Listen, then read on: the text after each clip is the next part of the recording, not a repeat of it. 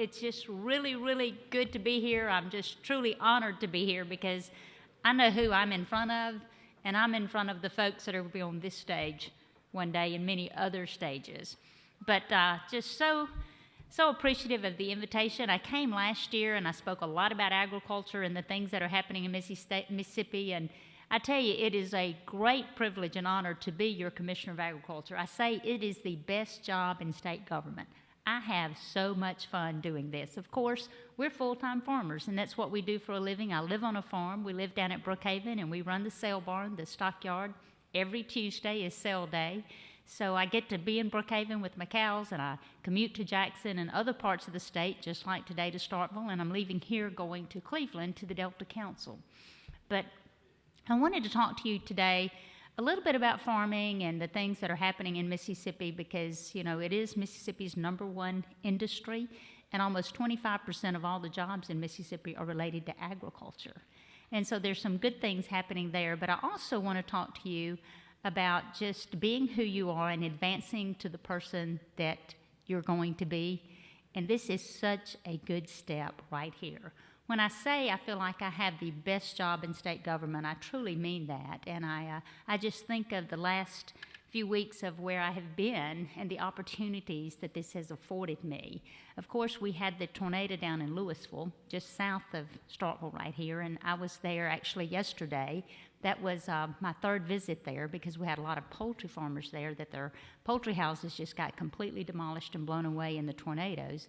And so we were there to give assistance to do what we traditionally do in devastation and when things happen and when you pull up to a farmer's house and all of their chicken houses are completely demolished. They're blown away and they have insurance, but they may not have enough for debris removal and those things. So we just kind of go through the steps of registering with Fema, getting the services from USDA that they're entitled to at that point that can get them back up and running again.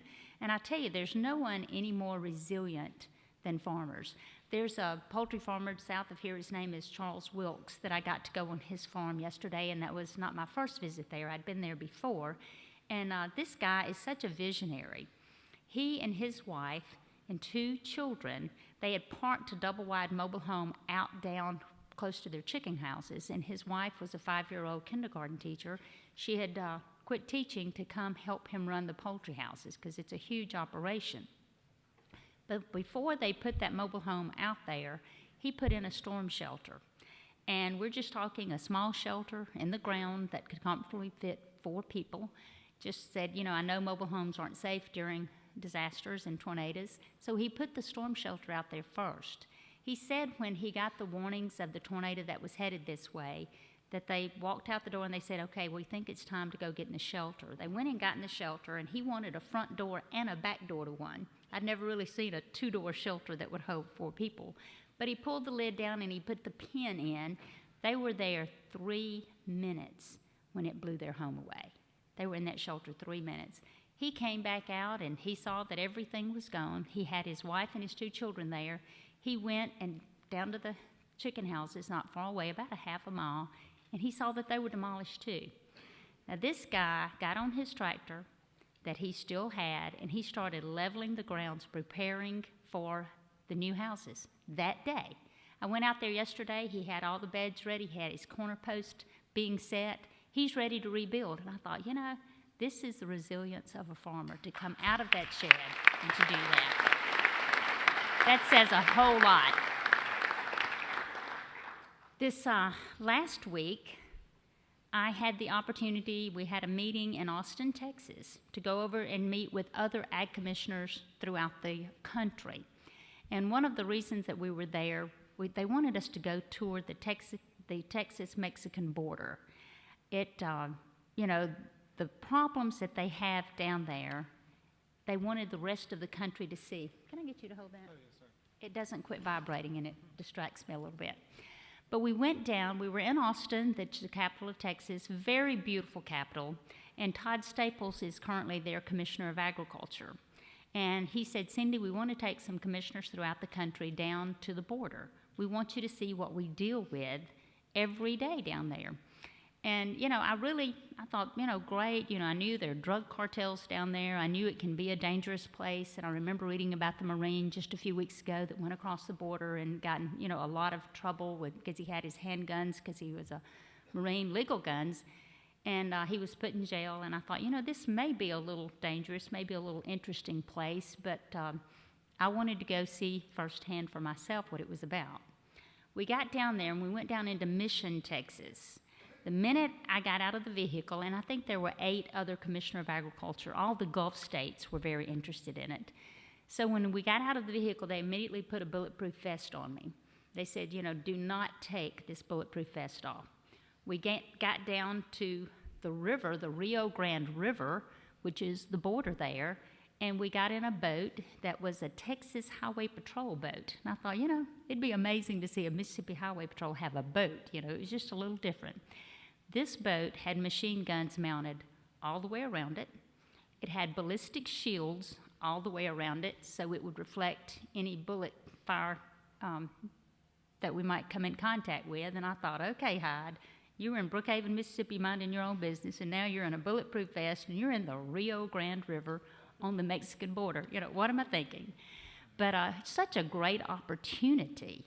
So they got me in there. There was a gentleman with a machine gun, 2 gentlemen with machine guns around me at all times. We had the Texas Rangers, the Border Patrol, Homeland Security, and we went down the river.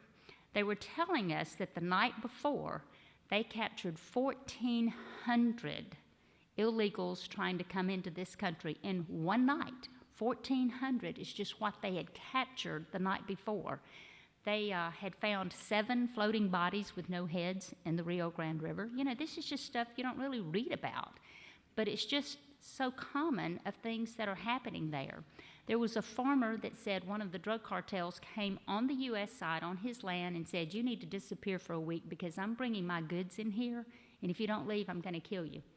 He farmed like 2,000 acres. What are you to do? They were just running the place down there. So he got his family and he got out of there thinking, the issues that we have here, just trying to farm in South Texas on the border. We went to where they were processing the 1,400 to try to get them back to Mexico, the ones that they captured. And we walked into a huge area that was a jail, and we had a little triage there that was glass. We could look out through the glass, and to my left was the first jail cell. It had about 70 or 80 young children, unaccompanied, just walk across the border when they can. 70 to 80 children. They had the young males, 12 and under, in one area. They had the young females, 12 and under. Then they had the families and the adult females and the males. So they have to process them. And the folks that came down there to be Border Patrol agents to get good experience in Laredo and Brownsville in that area, they were serving juice, bananas, serving breakfast to all these children who were there unaccompanied. They said, I really didn't think I would be doing this as a Border Patrol, but that's some of the issues that we're facing. We have a lot of legal workers that come into this country, a lot of agriculture production, and no one has a problem with legal workers that come in. They're over at Vardaman. They're helping us dig our sweet potatoes. They're in several areas of the state. They help us plant pine trees, but it's a legal system. The thing that we have to get a grip on is the illegal part of that, the ones that are walking through, because it's not just a Texas problem, it's a national problem. Whatever comes through there, whether it be the drugs, the illegal workers, whatever comes through, they don't just stay there. They filter on up through the rest of the country. And one of them said the drug cartels told us that Houston was just 2 miles ahead. Just keep walking. And Houston was like 380 miles ahead. So, just some real serious problems, but something that was very eye-opening to me. And the Associated Press came and they were putting their cameras and their microphones in our face when we got off, and still wearing these really heavy bulletproof vests. And they said, what did you think? And my first inner thought that I couldn't say to the Associated Press or anybody is, thank God I live in Mississippi. Great place to live. Thank God we live here.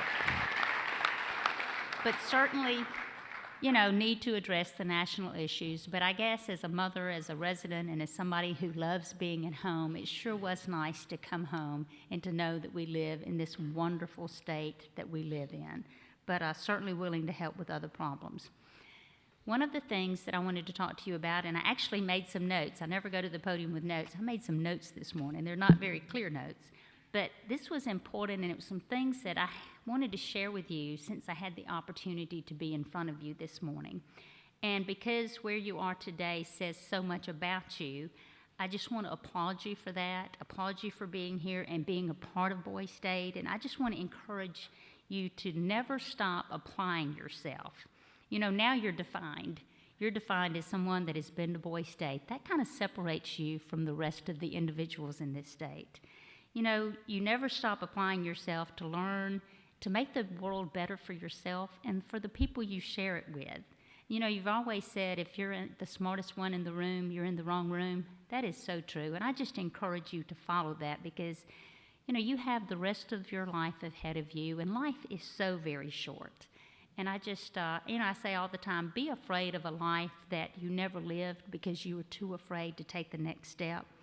I just want you to be courageous. I want you to be afraid of that next step, but take it anyway. And there's nothing wrong with failing. There's nothing wrong with striking out if you step up to the plate to bat, because there's always another inning. There's always another game. And you can do so much more when you step outside that comfort zone and take calculated risk with the encouragement and help of the people around you that you trust. And I just encourage you to, whatever you do, whether it's Commissioner of Agriculture, whether it's the town alderman, whatever it is, just do it better than anybody else. You know, whether you're painting houses, whether you're fixing carburetors, whether you're practicing medicine, whether you're farming, your goal needs to just do it better than anybody else. You get up that morning and you decide, I'm going to do it better than anybody else. That's just kind of the key to success, in my opinion. And you have to remember that you live the life you create for yourself. Your life is yours alone, and other people can persuade you, they can influence you, but they can't decide for you. They can walk beside you, but they can't walk in your shoes. The decisions that you make are going to be your decisions. And I just ask that you make them in alignment with your beliefs, your desires, and your intuitions. Create a new path if it makes sense to do that. But it's better to be at the bottom of the ladder you want to climb than at the top of the ladder that you don't want to be on. That's important. And I've always had a problem with patience. You know, I say, God, give me patience and give it to me right now. You know, I eat dessert first. But, you know, you've got to realize that patience is not about waiting. It's the ability to keep a good attitude while working toward meaningful goals. It's not about just sitting there. And you've got to realize some kind of failure is going to always occur because failure normally occurs before success. Mistakes will happen. Learn to forgive yourself. It's not a problem to make it. It's a problem if you don't learn from it. But the difference between a master and a beginner is the master has failed more times than the beginner has even tried. Remember that. Some things go right. Some things have to go wrong before they go right, though. And usually that's the case. And thinking and doing are two very different things. Success doesn't come to people who sit around while you're waiting for it. You have to step out there and you have to make your success. You're only good as the people you surround yourself with. So be brave enough to let go of those who bring you down and aren't that positive influence. And sometimes that can be hard. The difference between school and life is school teaches you a lesson and then it gives you a test. Life gives you a test, then it teaches you a lesson. That's always been very valuable to me. But one of the first signs of adulthood is forgiving your parents for not being perfect. And life is much easier when you learn to accept the apologies that you never got, to be grateful for the experience, whether it was good or bad. And one of the things that you always have to remember is that appreciate your friends, the true friends, but you have to be a friend to have a friend. Take that with you. Spend time with those who energize you and inspire you to be the best that you can be. And never start seeing yourself through the eyes of those who do not value you. Let me encourage you to stay focused on your character. You know, God made us all unique, and He made us all different. He made us in His own image, but He gave us different fingerprints. He gave us different DNA. We're all different, but we're all made by God. And I say all the time, I may not know who made the clothes I have on, and I may not know who made the shoes that I have on, but I know who made me. And you know, the thing that I know, that I know, that I know is Jesus loves me.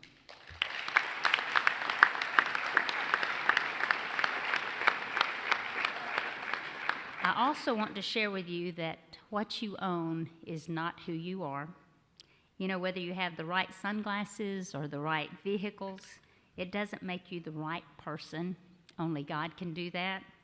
And everything changes constantly. You know, you've got to embrace change, and you've got to realize when you feel like you've been hit by that truck that whether your situation is good or whether it's bad, it's going to change. And you've just got to learn to live with the roller coasters that will come in your life.